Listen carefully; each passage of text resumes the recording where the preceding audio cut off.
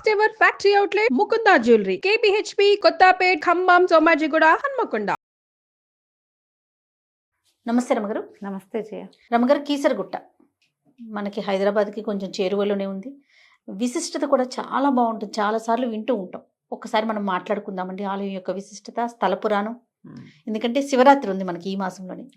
ఆయన్ని స్మరించుకున్న మనకి మంచిదే కదా. అందుకు తెలంగాణ రాష్ట్రంలో అత్యంత పురాతనమైన శివాలయాలలో ఈ కీసరగుట్ట శివాలయం చాలా ప్రత్యేకమైనది. రామలింగేశ్వర స్వామి ఉన్నాడు ఇక్కడ. అయితే కేసరగిరి అంటారు, కేసరిగిరి.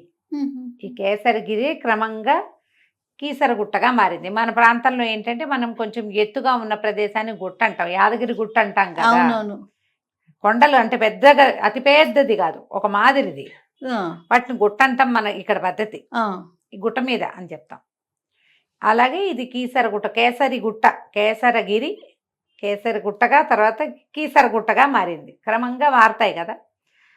బాగా పురాతనమైన చరిత్ర ఉన్నది దీనికి. ఇది ఎప్పటిది ఉంది, రామాయణం ఆనవాళ్ళు ఉన్న దేవాలయం ఇది. ఓకే. మనం ఎట్లా అయితే రామలింగేశ్వరుడు ఎక్కడున్నాడు, మనకి రామేశ్వరుడు లేరా, భగవత్ రాముడే శ్రీరాముడే సీతా సమేతుడై ప్రతిష్ఠ చేశాడు కాబట్టి అది రామేశ్వర లింగమైంది. అద్భుతమైన శివాలయం కదా. అవునండి. ఆ రామేశ్వరం లాగానే ఇక్కడ కూడా రామలింగేశ్వరుడుగా ఉన్నాడు స్వామి. చాలా విశేషమైన కథగానే చెప్పుకోవాలి ఇది. మనకి చారిత్రకమైన ఆనవాళ్ళు ఉన్నాయి, పురాతన ఆనవాళ్ళు, పౌరాణికమైన ఆనవాళ్ళు ఉన్నాయి. పౌరాణిక గాథ ఏం చెప్తారంటే, సీతారాములు తమ వనవాసంలో భాగంగా ఈ ప్రాంతానికి వచ్చారని.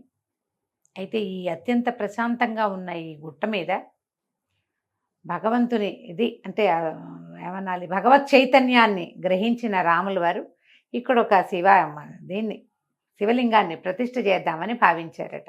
ఓకే. అయితే ఇది ఎట్లా చెప్తారు, ఆంజనేయ స్వామి తీసుకొచ్చాడంటే వీళ్ళు తిరిగి వచ్చేటప్పుడు అన్నమాట. తిరిగి వచ్చేటప్పుడు చాలా ప్రాంతాల్లో రాముల వారు ప్రతిష్ఠ చేశారని, అక్కడ ఆగారని అలా చెప్పబడుతుంది. ఇలా ఆగారని చెప్పబడేది ఒకటి మనకి శ్రీకాకుళం జిల్లాలో రాయవలస కూడా ఉంది. అవును. ఇక్కడ ఆగారని, వనవిహారానికి ఆగారు ఇక్కడ అని. అయితే ఈ శివలింగాన్ని ప్రతిష్ఠ చేస్తానంటే ఏదో ఒక సమయం పెట్టుకున్నారు. ఆంజనేయ స్వామికి చెప్పారట, ఒక శివలింగాన్ని తీసుకురా అని. ఈయన కైలాసానికి వెళ్ళాడు. ఇదే ఆంజనేయ స్వామి కూడా రామేశ్వరం గాథలో ఇదే కథ చెప్పుకుంటాం మనం. ఇక్కడ కూడా ఆయన శివలింగాన్ని తెచ్చే లోపల వీళ్ళు అనుకున్న ముహూర్తం, రాముల వారు అనుకున్న ముహూర్తం దాటిపోతోందని రాముల వారు తను ఆలోచించి తను చేసిన శివలింగాన్ని ప్రతిష్ఠ చేశారు. ఓకే. ఇక్కడ అందుకని రామలింగేశ్వరుడుగా ప్రసిద్ధుడుగా ఉన్నాడు స్వామి. అయితే ఎప్పుడైతే ఈ ఆంజనేయ స్వామి తిరిగి వచ్చాక ఆయనకి ప్రతిష్ఠ జరిగిపోయేసరికల్లా ఆయన కొంచెం కినుక చెంది తను తీసుకొచ్చిన శివలింగాన్ని తోకతో చుట్టి విసిరేసేట, దీని అవసరం లేదు అని. అది 101 ముక్కలైందట విసిరేసరికి. అది ఆ కొండ మీదంతా పడింది, గుట్ట మీద. ఖిన్నుడయ్యాట ఆయన, చింతపడ్డాడనమాట. తను వెళ్ళిన పని సుసంపన్నం కాలేదు, తెచ్చిన శివలింగం కూడా విసురున ఇలా అయ్యింది అని బాధపడేసరికి రాముల వారు అన్నట్ట, నువ్వు బాధపడకు, నేను ప్రతిష్ఠ చేసిన శివలింగం ఎంత పూజలు అందుకుంటుందో నువ్వు విసిరిన శివలింగపు శకలాలు కూడా అలాగే పూజను అందుకుంటాయి. నీ పేరు మీదే ఇది కేసరి గుట్టగా ప్రఖ్యాతి పొందుతుంది. ఈ శివలింగాలన్నిటికీ ఎంతో కొంత అర్చన జరుగుతుంది. ఈ ముక్కలన్నీ కూడా శివలింగాలు అవుతాయని చెప్పారు.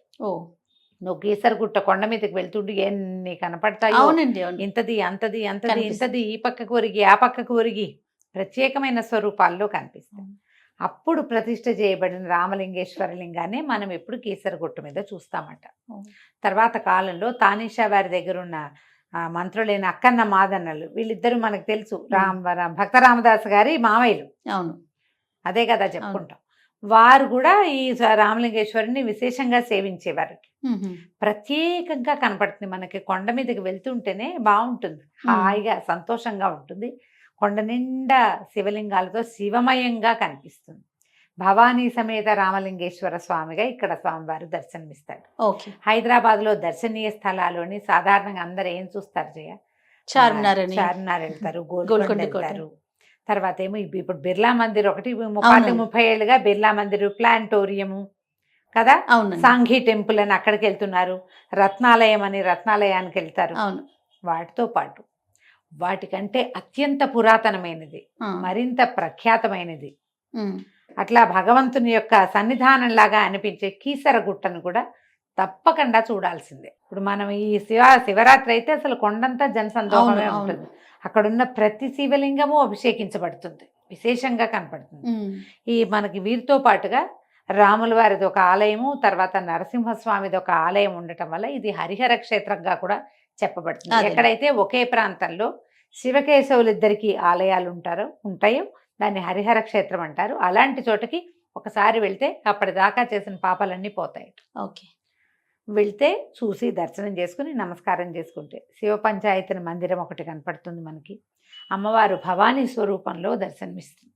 ఉమ్. తర్వాత కాలంలో బహుశా ప్రతిష్ఠ చేయబడి ఉండుండొచ్చు, కానీ ఈ ప్రతిష్ఠ మాత్రం, ఈ రామలింగేశ్వర స్వామి ప్రతిష్ఠ మాత్రం త్రేతాయుగంలో చేయబడింది అన్నట్టు. ఓకే.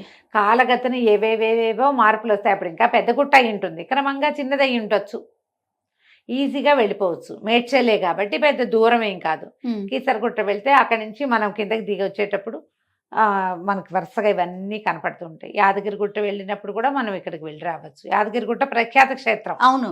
ఇప్పుడు హైదరాబాద్ వచ్చిన వాళ్ళు ఇక్కడ ఏదైనా సైట్ సీయింగ్ అనగానే యాదగిరిగుట్ట వెళ్తారు వెళ్తాం కదా. కదా. ఇప్పుడు మనం యాదాద్రిగా ప్రత్యేకమైన స్వరూపంలో కూడా కనపడుతోంది యాదగిరిగుట్ట. ఆ యాదాద్రితో పాటు కీసరగుట్టను కూడా తప్పకుండా చూడండి. ఇప్పటిదాకా మన ఊళ్ళో వెళ్ళని వాళ్ళు ఎవరు ఉండరు. అవును. హైదరాబాద్ భాషలు అందరూ జీవితంలో ఓసారైనా వెళ్తారు. యాదగిరిగుట్ట వెళ్ళినట్టే కీసరగుట్ట కూడా వెళ్తారు. మళ్ళీ మళ్ళీ దర్శనం చేసుకోవచ్చు. శివక్షేత్రాలు మనకి సన్నిధిలో మనం ఉన్న ప్రాంతంలో ఉన్నప్పుడు అధికస్య అధికం ఫలం. ఎన్నిసార్లు చూస్తే అంత మంచిది. ఓహో. ఎన్నిసార్లు చూస్తే అంత మంచిది. భగవంతుడే స్వయంగా ప్రతిష్ఠ చేసిన శివలింగం కాబట్టి దాని ప్రత్యేకతే వేరుగా ఉంటుంది. రామేశ్వరం వెళ్ళలేకపోయినా ఇక్కడున్న రామలింగేశ్వరుణ్ణి చూసినా కూడా అటువంటి ఫలితమే లభిస్తుందని చెప్తారు. మేము ఈ అవకాశాన్ని బట్టి ఈ శివరాత్రి పర్వదినానికి వెళ్ళలేకపోయినా కొంచెం ముందు వెనకలుగా అయినా కూడా కార్తీక మాసం కూడా భలే చాలా బాగుంటుంది జయ. ఆరుద్రోత్సవం ఒకటి ఇక్కడ విశేషంగా చేస్తారు. మహాశివరాత్రులు చాలా విశేషంగా కనపడుతుంది. ప్రతి మాస శివరాత్రికి కూడా మొత్తం ఈ శివలింగాలన్నిటికీ అభిషేకం జరుగుతుంది. ఎవరు వెళ్ళినా ప్రతి వాళ్ళు లోపలికి సన్నిధిలోకి వెళ్ళే చేసుకోవాలని లేదు, ఎక్కడ కుదిరితే అక్కడ చేసుకోవచ్చు. మన అవకాశాన్ని బట్టి సర్వం శివమయంగా ఉండే కీసరగుట్టని తప్పకుండా దర్శించండి. తప్పకుండా. నమస్తే. నమస్తే జయ.